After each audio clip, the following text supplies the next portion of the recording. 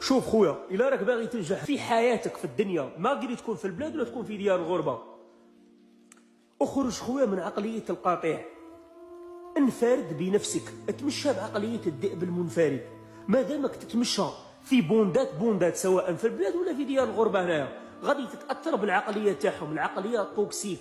مالغري نتا تكونك انتيليجون ويكون عندك دي كاباسيتي وعلى بالك حاجه، النفس تاعك يوميا تقول لك باللي تنجم تحقق حاجه، راه عندك دي كاباسيتي، بس حاجه ولا راك تحس روحك باللي مكبوت. سبب الكبت هذاك الطاقه السلبيه، لينيرجي نيجاتيف والعقليه توكسيك للناس اللي راهم يسربوها لك. بصح انت راك سباب روحك، انت راك حاط روحك في عقليه القاطع، انت راك حاط روحك في وسط بوندا ما عندها حتى معنى.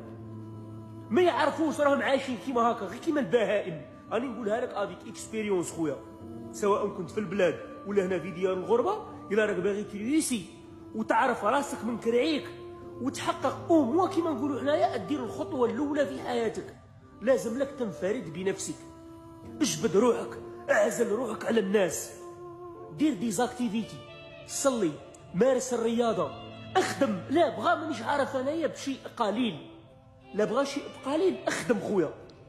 غادي من كيما نقولوا حنايا تبدا دير هاد ليزاكتيفيتي وكاع غادي يجيك الالهام في راسك.